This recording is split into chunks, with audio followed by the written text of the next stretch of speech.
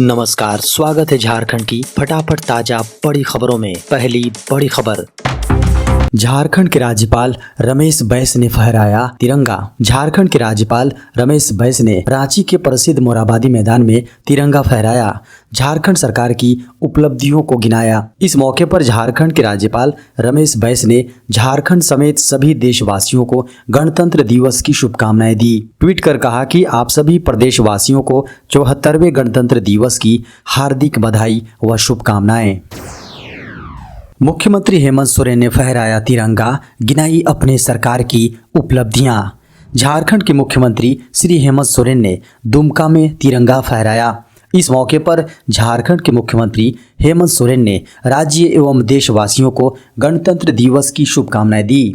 उन्होंने अपने शुभकामना संदेश में कहा, आप सभी को गणतंत्र दिवस की अनेक अनेक शुभकामनाएं, जोहार। इस मौके पर लोगों को संबोधित करते हुए मुख्यमंत्री हेमंत सोरेन ने अपनी सरकार की उपलब्धियों का जमकर बखान किया।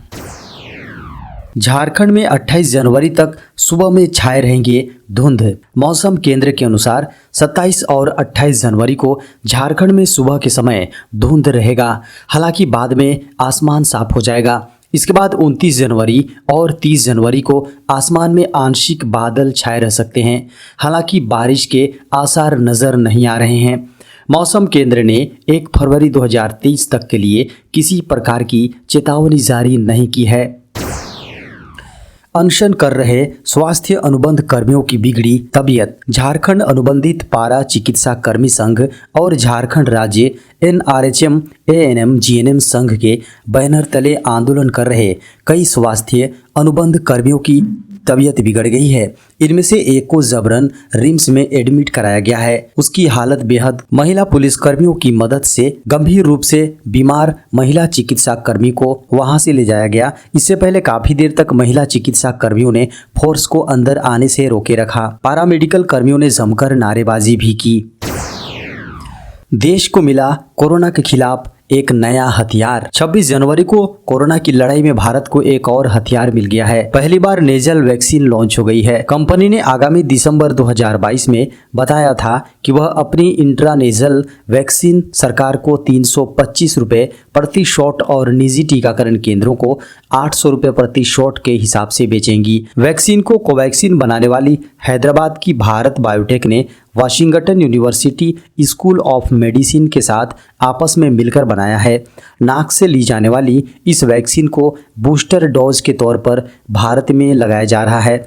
भारत बायोटेक की इस नेजल वैक्सीन का नाम इनकोवैक रखा गया है। पहले इसका नाम BBV154 था। इसे नाक के जरिए शरीर में पहुंचाया जाएगा। शरीर में जाते ही वैक्सीन कोरोना के इन्फेक्शन और ट्रांसमीटर दोनों को ही ब्लॉक कर देता है। मुख्यमंत्री हेमंत सोरेन ने कहा, गुरुजी स्टूडेंट क्रेडिट कार्ड योजना से मिलेगी मदद। झारखंड के मुख्यमंत्री हेमंत सोरेन ने कहा कि हमारी सरकार ने अल्पसंख्यक विद्यालयों की बहुत पुरानी मांग को मानते हुए वित्त रहित शिक्षा नीति के तहत 46 प्रस्वीकृत मदरसों एवं 33 प्रस्वीकृत संस्कृत विद्यालयों के अनुमानीय अनुदान की राशि को बढ़ाकर 2 गुना कर दिया है। झारखंड के वैसे छात्र जो 10वीं 12वीं कक्षा उत्तीर्ण होने के बाद आर्थिक कारणों से उच्च शिक्षा प्राप्त करने से वंचित रह जाते हैं, उन्हें आर्थिक सहायता प्रदान करने के लिए गुरुजी स्टूडेंट क्रेडिट कार्ड योजना की शुरुआत की गई है। इस योजना के अंतर्गत छात्रों को बैंकों के माध्यम से 4% साधारण ब्याज की दर से अधिकतम 15 लाख रुपए तक की राशि ऋण के रूप में उपलब्ध कराने का प्रावधान है।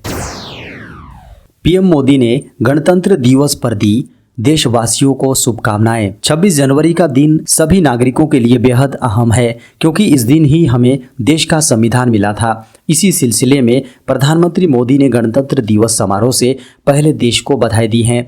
उन्होंने ट्वीट कर कहा कि देशवासियों को गणतंत्र दिवस की ढेर सारी शुभकामनाएं। इस बार का यह अवसर इसलिए भी विशेष है क्योंकि इसे हम आज़ादी के अमृत महोत्सव के दौरान मना रहे हैं। देश के महान स्वतंत्रता सेनानियों के सपनों को साकार करने के लिए हम एकजुट होकर आगे बढ़ें, यही कामना है। झारखंड के स्कूली बच्चों को अब पोशाक मद में मिलेंगे 300 से 400 रुपए अधिक। झारखंड के सरकारी विद्यालयों में पढ़ने वाले छात्रों को मिलने वाली पोशाक व किताब की राशि में वृद्धि की जाएगी।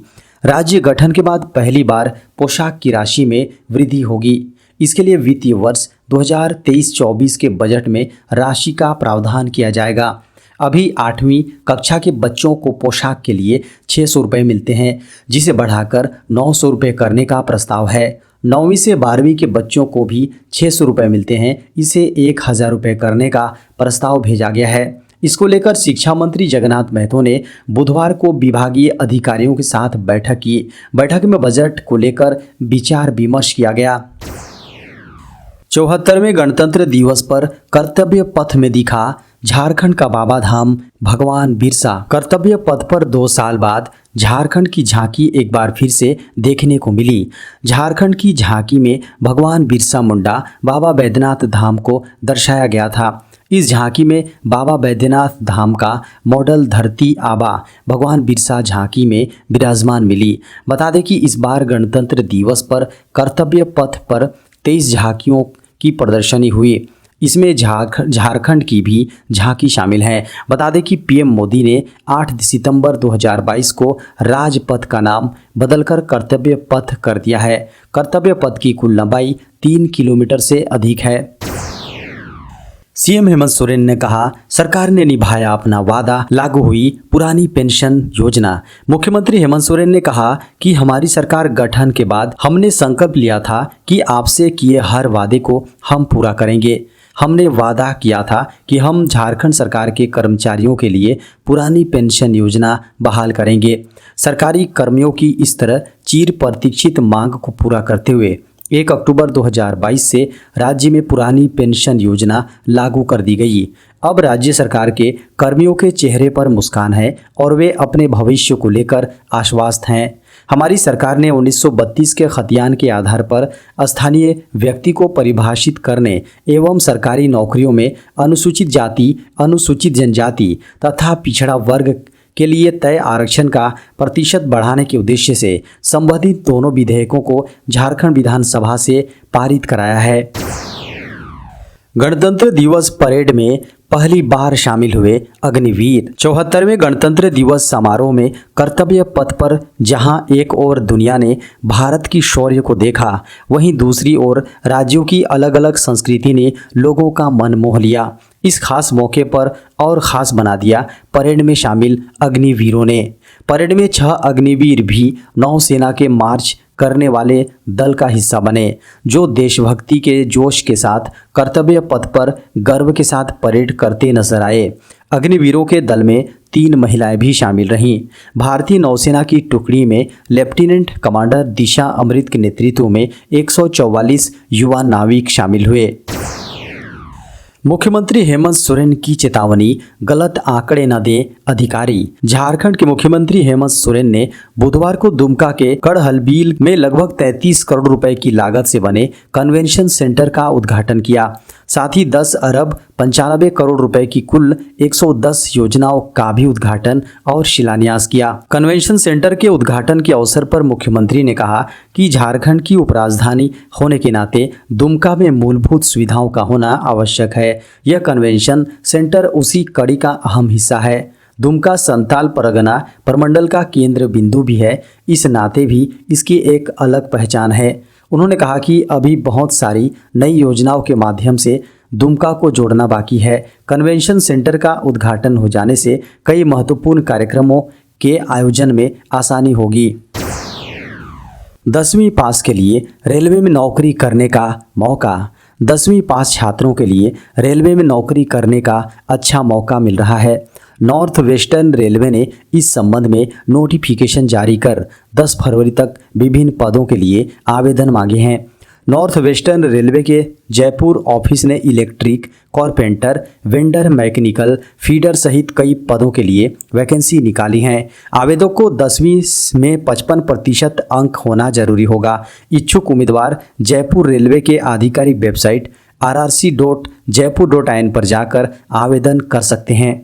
उत्तर पश्चिम रेलवे के आधिकारिक वेबसाइट rrc.jaipur.in पर जाकर आवेदन कर सकते हैं। जारी नोटिफिकेशन के अनुसार आवेदन देने की प्रक्रिया 10 जनवरी 2023 से शुरू हो गया है। वहीं इसकी अंतिम तिथि 10 फरवरी 2023 तक है। इसके लिए आवेदक को सिर्फ 10वीं पास होना जरूरी है। रेलवे के द्वारा जारी नोटिफिकेशन के अनुसार रेलवे 2022-23 सेशन के लिए कुल 2000 पदों के लिए अप्रेंटिस की भर्ती करेगा। जारी नोटिफिकेशन के अनुसार SC, ST, OBC, EWS category के लिए उम्र सीमा आरक्षण के नियमों के मुताबिक दिया जाएगा।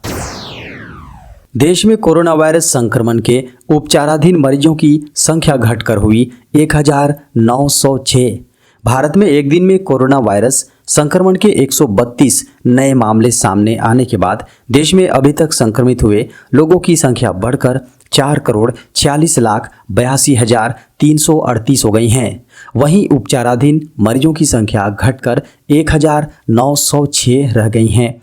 केंद्रीय स्वास्थ्य मंत्रालय की ओर से गुरुवार को सुबह 8 बजे जारी ताज़ा आंकड़ों के अनुसार देश में संक्रमण से अभी तक 5,30,738 लोगों की जान गई हैं। वहीं संक्रमण से मौत के आंकड़ों का पुनः मिलान करते हुए केरल ने वैश्विक महामारी से जान गंवाने वाले मरीजों की सूची में एक नाम और जोड़ा है।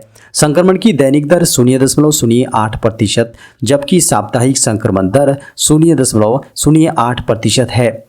कोरोना वायरस संक्रमण के उपचाराधीन मरीजों की संख्या घटकर 1,906 रह गई हैं, जो कुल मामलों का 0.01% है। पिछले 24 घंटे में उपचाराधीन मरीजों की संख्या में 16 मामलों की कमी दर्ज की गई है। ताज़ा आंकड़ों के अनुसार देश में मरीजों के रिकवर होने की राष्ट्रीय दर 98.81% है।